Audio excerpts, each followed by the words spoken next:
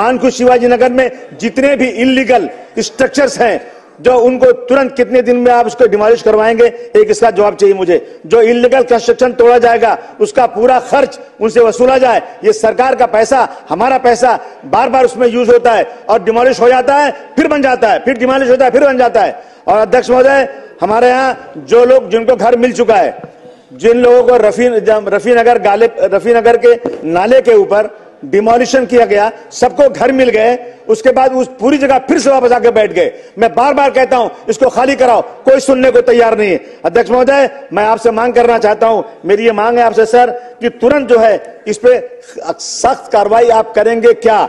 जिन अफसर ने टाल मटोल किया है उनको आप तुरंत सस्पेंड करेंगे क्या? और वहां नए अफसर ईमानदार लाके बिठाएंगे क्या? और अब जो कोई पुराना झोपड़ा टूटेगा तो उसके तोड़ने के पहले उन अफसरों के ऊपर जिनकी ड्यूटी में बनाए उन पे कार्रवाई होगी, उसके बाद झोपड़े बनेंगे क्या? इसका मुझे आप प्लीज जवाब दे दें। सन्माननीय सदस्य मिल कोटेजा। अध्यक्ष महोदय, याच प्रश्नाला घेऊन मलाही काही माहिती द्यायची आहे। सन्माननीय सदस्य जे बोलले ते खरंय, पण ते पूर्ण माहिती नाहीये। मानखुर्दचा बैंगनवाडी, रफीक नगर, लोटस कॉलनी, गौतम नगर या सर्व परिसरामध्ये झोपडपट्टीमध्ये आज पण दुसरा माळा, तिसरा माळा, चौथा माळा हे झोपडपट्टीमध्ये बनतायत आणि महानगरपालिकेचे अधिकारी काहीच कारवाई करत नाहीये।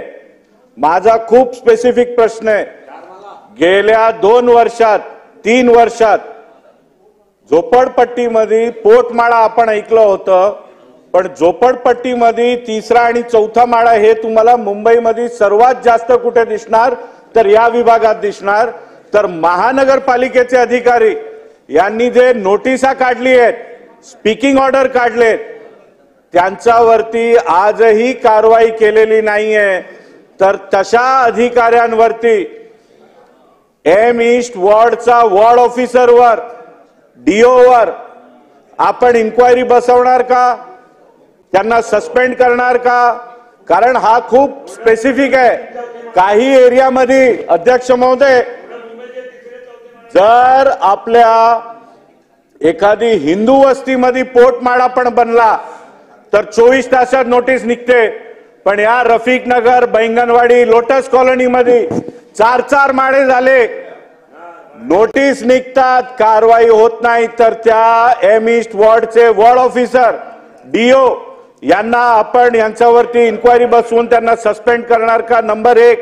अध्यक्ष महोदय, वस्तुस्थिती त्या विभागात अशी आहे की जर एक छोटासा हिंदू मंदिर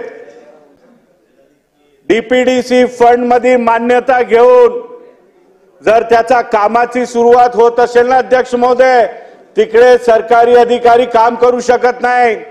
महाराष्ट्र शासनचा डीपीडीसी मधनं पास झालेला फंडाचा काम होऊ शकत नाही। पण जर त्या शासनाच्या जमिनीवरती या मायनॉरिटीजचे वास्तू असेल तर 4-4 माळ्याचे वास्तू, आयोडी नाही, सीसी नाही, कशा होतात? अध्यक्ष महोदय, अशा वास्तूवरती ज्याला काही परवाने नाहीये तर त्या अशा वास्तूंवरती पण आपण नोटीस काढणार का?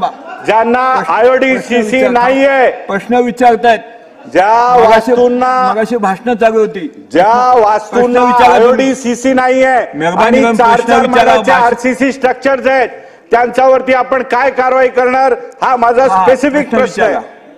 मंत्री महोदय। अध्यक्ष महोदय, सन्मान्य सदस्य मीराबाईंनी जो मुद्दा या ठिकाणी मांडला त्याच पद्धतीचा मुद्दा अबू आझमी साहेबांनी मांडलेला होता।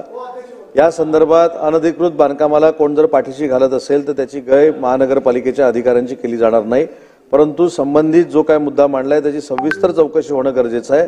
त्या प्रकरणाची देखील चौकशी करू। अशा पद्धतीनं अनधिकृत बांधकामाला जर कोण पाठीशी घालत असेल, हे चौकशीमध्ये सिद्ध झालं तर त्याच्यावर निलंबनाची कारवाई करू।